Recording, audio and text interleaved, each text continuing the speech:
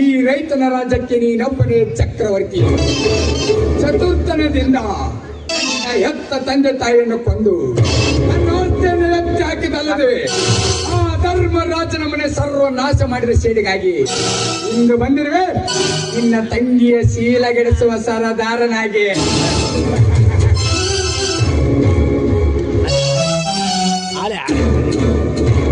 ನಾನು ಬಯಸಿದ ರಾಣಿ ಇಂಥ ಕಡೆ ಬರುತ್ತಿದ್ದಾಳೆ. ಬರಲಿ ಬರಲಿ, ಜಗತಿ ಕಾಣಿಸಲೇಬೇಕು.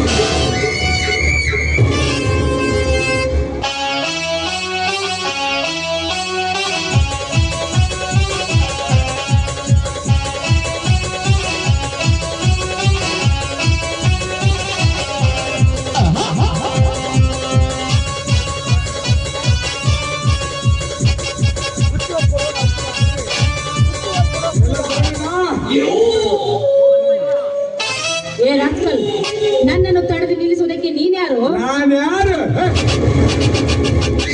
ನಿಮ್ಮಂತ ಅರಿಯರ ಮುಂದೆ ನಾರಿಯರಿಗೆ ಹೊಸ ಸೀರೆ ಉಡಿಸಿ ಕಾಮದ ಬರೆ ಎಳೆದು ಪರಿಣಾಮ ನಿನ್ನ ಕೋಡಿಗೆ ತಾಳಿ ಕಟ್ಟಿ ನಿನ್ನ ಕೈ ಹಿಡಿಯಲು ಬಂದ ಗಂಡು ನಾನೇ. ಏ ಬಂಡ, ನೀನ್ ಯಾವ ಸೀಮೆಯ ಗಂಡಗನು? ನನ್ನ ಈ ರಾಜ್ಯಕ್ಕೆ ಪುಣ್ಯ ನಿರುವಾಗ ಗಂಡ ಅಂತ ಮುಂದೆ ಒಂದು ಹೆಜ್ಜೆ ಇಟ್ಟಿದ್ದಾದ್ರೆ ನನ್ನ ಕೈಯಿಂದ ಹಾರುವುದು ನಿನ್ನ ರುಂಡ.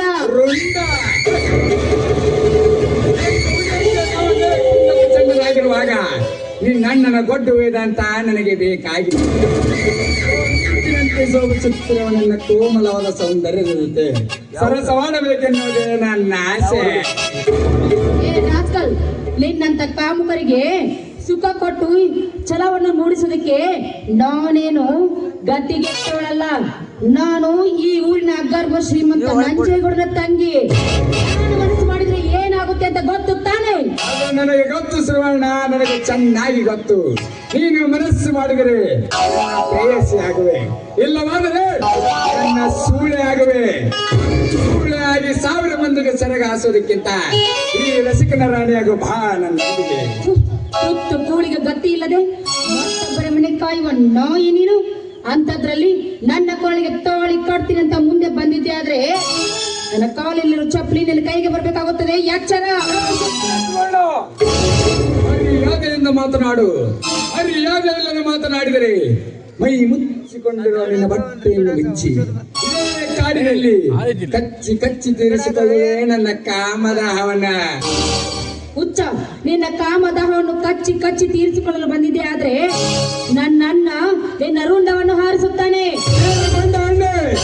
ನಿನ್ನಣ್ಣನ ಅಂಜಿಕೆಗೆ ಹೆದರಿ ಓಡಿ ಹೋಗುವ ಹೇಳಿ ನಾನು ನಿನ್ನೊಂದಿಗೆ ಕೂಡಿ ಬಾಳಬೇಕೆನ್ನೋದೇ ನನ್ನ ಆಸೆ. ಆಸೆಗೆ ನಿರಾಸೆ ಮಾಡದೆ ಈ ರಸಿಕನ ರಾಣಿಯಾಗು ಬಾ ನನ್ನೊಂದಿಗೆ. ಏ ಮಾನಗೆಟ್ಟವನೇ, ನಿನ್ನಂತವನಿಗೆ ಸುಖ ಕೊಡೋದಕ್ಕೆ ನಾನೇನು ಗತಿಗೆಟ್ಟವಳಂತ ತಿಳಿಯಬೇಡಕನು. ನಿಮ್ಮಂತ ಕಲಿಯುಗದ ಕೀಚಕರಿಗೆ ಕಾಯ್ದ ಕಬ್ಬಿಣದ ಸಲಾಕೆಯಿಂದ ಬರೆ ಎಳುವ ಹೆಮ್ಮಾರಿ ಹೆಣ್ಣು ನಾನು.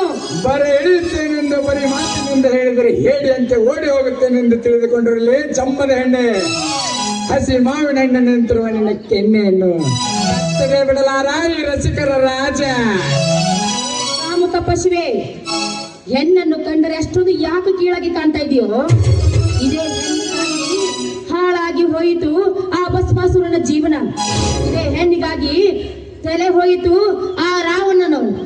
ಹಾಗೆ ನೀನು ಏನಾದ್ರೂ ನನ್ನನ್ನು ಕೆಣಕಲು ಬಂದಿದ್ದೆ ಆದ್ರೆ ನಿನ್ನನ್ನು ಸುಮ್ಮನೆ ಬಿಡೋದಿಲ್ಲ. ಅಲ್ಲ, ಹೆಣ್ಣನ್ನು ಈ ರೀತಿ ಕಾಡೋದಕ್ಕೆ ಕಾರಣವಾದ್ರೂ ಏನೋ? 10 ವರ್ಷಗಳ ಹಿಂದೆ ನಿನ್ನಣ್ಣ ನನ್ನ ಹೆತ್ತ ತಂದೆ ತಾಯಿಯನ್ನು ಕತ್ತರಿಸಿ ನನ್ನ ಆಸ್ತಿಯನ್ನು ಎತ್ತಿ ಹಾಕಿದಲ್ಲದೆ ನನ್ನನ್ನು ಜೈಲಿಗೆ ಕಳಿಸಿದ ಶೇಡಿಗಾಗಿ ಇಂದು ನಿನ್ನ ಸೀರೆಯ ಸೆರಗಡದು ಸರಸವಾಡಲು ಬಂದಿದ್ದಾನೆ ಈ ಶರವೇಗದ ಸರದಾರ.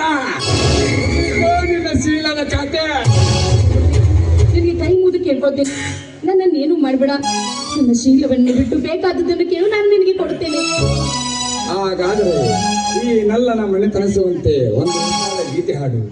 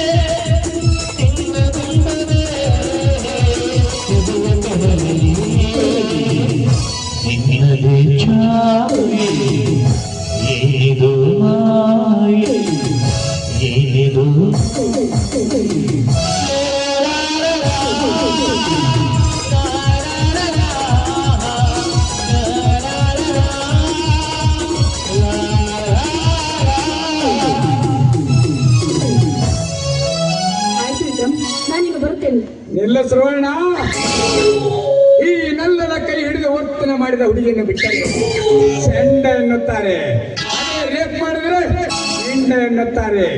ಅದಕ್ಕಾಗಿ ನಿನ್ನ ಶೀಲದ ಸುಖ ಪಡೆಯಲೇಬೇಕು.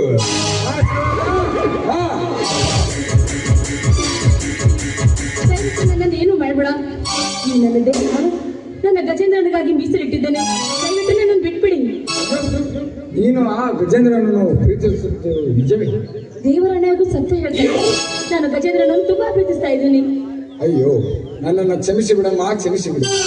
ಬೇಡಿನ ಆವೇಶದಲ್ಲಿ, ಕೋಪದ ತಾಪದಲ್ಲಿ ನನಗೆ ಸಿಕ್ಕಂತೆ ಮಾತನಾಡಿಬಿಟ್ಟೆ. ಆ ಗಜೇಂದ್ರ ನನಗೆ ಅನ್ನ ಹಾಕಿದ ಅರಸ. ಪ್ರೀತಿಸಿದ ಹುಡುಗಿಗೆ ಕಣ್ಣು ಹಾಕುವಷ್ಟು ಕಟುಕ ನಾನಲ್ಲ, ಮಾಡಲ್ಲ. ಆಯ್ತು, ತಾವೇನು ಹೋಗಿ ಬನ್ನಿ. ಓ ಮೈ ಗಾಡ್, ಅಷ್ಟೇ ಸಾಕು. ಹೇಗಾದ್ರೂ ಮಾಡಿ ಮನೆ ಸೇರ್ಬೇಕು.